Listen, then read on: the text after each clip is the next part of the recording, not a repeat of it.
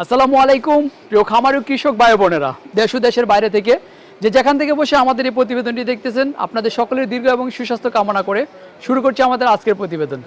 দর্শক, এই মুহূর্তে আমি অবস্থান করতেছি ব্রাহ্মণবাড়িয়া জেলার নবীনগর উপজেলার বরিকান্দি ইউনিয়নের থুল্লাকান্দি গ্রামে।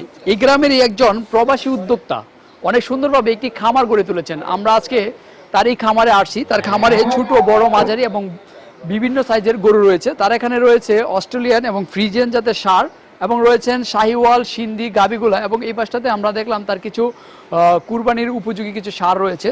তো আমরা আজকে সেই ষাঁড়গুলোর দাম দর সম্পর্কে জানাবো। তার সাথে আমরা আপনাদেরকে এখানে দুটো বিশাল সাইজের যে গরুগুলো দেখতেছেন, দুটো বিশাল সাইজের গরু রয়েছে, আনুমানিক 20 থেকে 18 মনের মধ্যে এই গরুগুলো রয়েছে। সেই গরুগুলা তিনি কিভাবে লালন পালন করেছেন, কি ঘাস খাইয়েছেন এবং তিনি কোন উদ্যোক্তা থেকে এই খামারে উদ্যোক্তা হয়েছেন,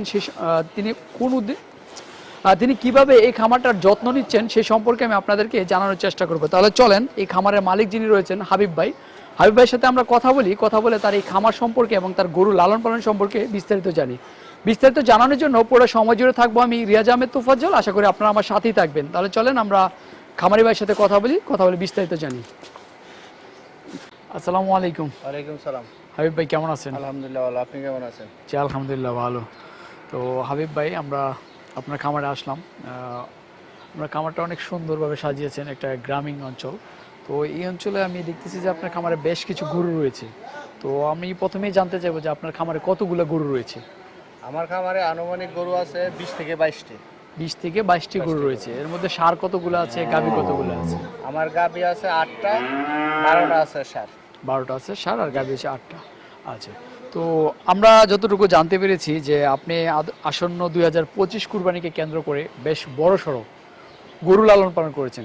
কয়টা গরু লালন পালন করেছেন? আমি আসন্ন কুরবানি আয়োজনকে ঘিরে আমি বড় গরু লালন পালন করেছি 2টা, মাঝারি আছে 4টা, ছোট আছে 2টা। আচ্ছা, মোট আপনার গরু তাহলে কুরবানির জন্য 8টা গরু আছে। এর মধ্যে বিশাল সাইজের আছে 2টা। আচ্ছা, সেই গরুগুলো তো আপনার নিজস্ব খামারের নাকি আপনি সংগ্রহ করা? না, এটা আমার নিজস্ব খামারের। আচ্ছা, তো আমি যদি লক্ষ্য করি দেখি আমার পিছনে দুটো গরু আপনি বেঁধে রেখেছেন, বেশ চমৎকার সাইজের দুটো গরু। এটা কি জাতের গরুগুলা? আমার পিছনে যে গরুটা আছে এটার বয়স হলো আনুমানিক 2.5 বছর। এটা 2 দাঁতের গরু। আচ্ছা, এই যে আমরা যেটা দেখতেছি এটা হচ্ছে গিয়া 2 দাঁতের। জি, এটার বয়স হচ্ছে গিয়া 2.5 আড়াই বছর। এটা কি আপনার খামারের গরু নাকি? আমার খামারের গরু। আচ্ছা, আপনার এখানেই গাবি থেকে হয়েছে না? লালন। আচ্ছা, গাবি থেকে হয়েছে। তো এটার ওজনটা কিরকম আছে, মাপা হয়েছিল? এটার ওজনটা আনুমানিক 16 থেকে 18 মণ। 16 থেকে 18 মণ। জি। আপনি স্কেল করেন নাই, আপনি এটা স্কেল করেন না, আচ্ছা, আনুমানিক। আনুমানিক। গরুটা তো বেশ লম্বা সরা এবং গরুটা অনেক হাইটে উচ্চতা আছে, কিন্তু গরুটা একটু মানে বয়স কম, তো সে কারণে মানে ফুলে ওঠে কম আর কি। জি।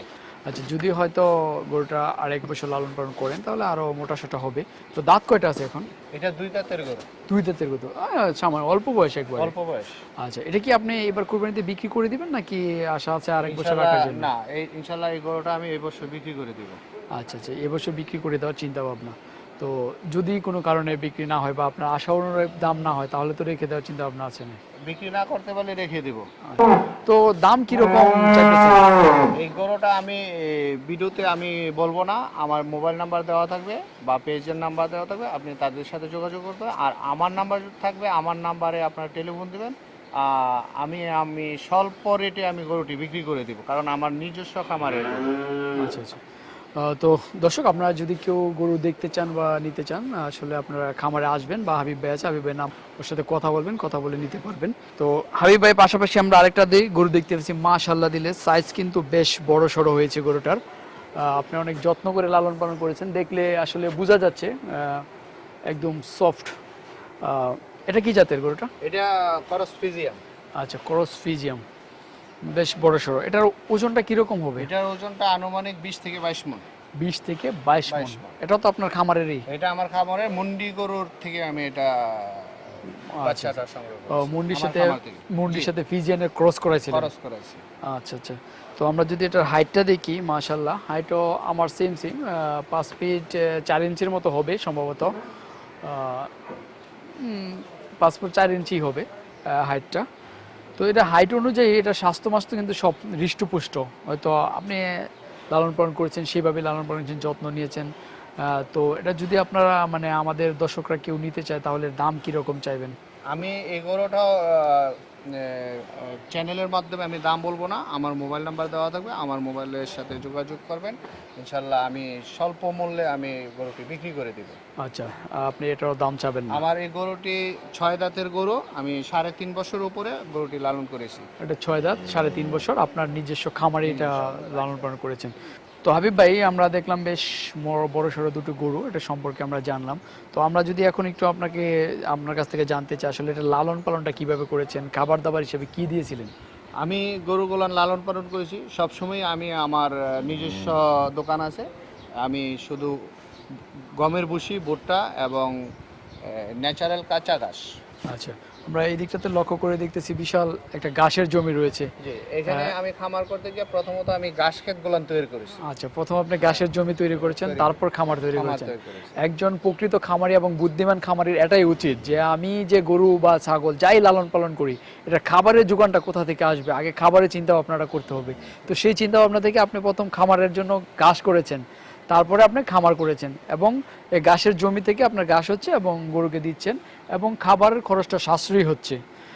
যদি কেউ খামারের গরু লালন পালন করতে চায় এবং কিনা খাবারের উপর নির্ভরশীল করে গরু লালন পালন করে, তখন সে খামার করে এবং গরু লালন পালন করে লাভবান হতে পারবে না, হতে পারবে কিন্তু অল্প লাভ। আর যখন কাঁচা ঘাস দিবেন, ধরেন আপনি এক কানে জমি চাষ করলেন, কাঁচা ঘাস, এক কানে জমি খরচ কত হতে পারে?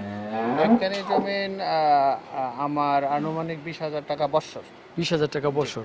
এই 20,000 টাকার ঘাস দিয়ে হয়তো আপনি গরু কয়টা লালন পালন করতে পারেন? 20,000 টাকা দিয়ে আমি 4টা গরু লালন পালন 4টা গরু অনায়াসে লালন পালন করতে পারেন। এবং আমরা যদি কেউ কিনা খাবারের উপর নির্ভরশীল হই, তো 4টা গরু আপনি এক মাসে 20,000 টাকার খাবার খেয়ে ফেলবে। এটা কি আপনি মানে, আপনি যেহেতু খাবারের দোকান আছে আপনি তো জানেন, একটা গরুর দৈনিক খাবার খরচ মানে প্রায় খাবার লাগে একটা গরুর প্রাপ্তবয়স্ক যে এই গরুটা প্রায় 20 থেকে 25 কেজি খাবার লাগে প্রতিদিন।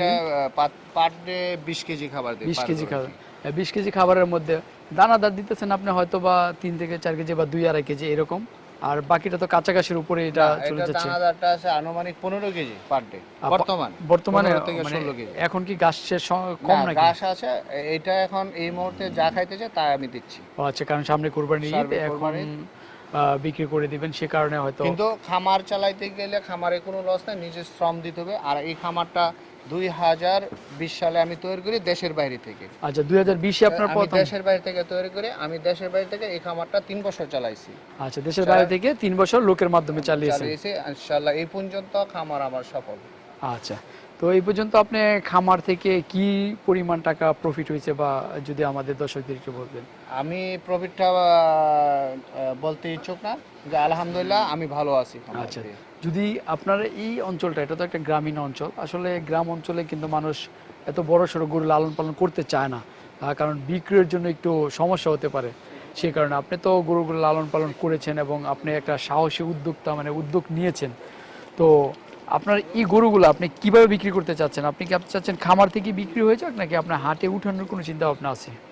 আমি গরুগুলান আমার ঘরের আমি লালন পালন করেছি। কেউ যদি আমার খামার থেকে গরু নিয়ে যায় তাতেও আমি খুশি, যদি খামার থেকে না নেয় হাটে নিলেও আমি খুশি।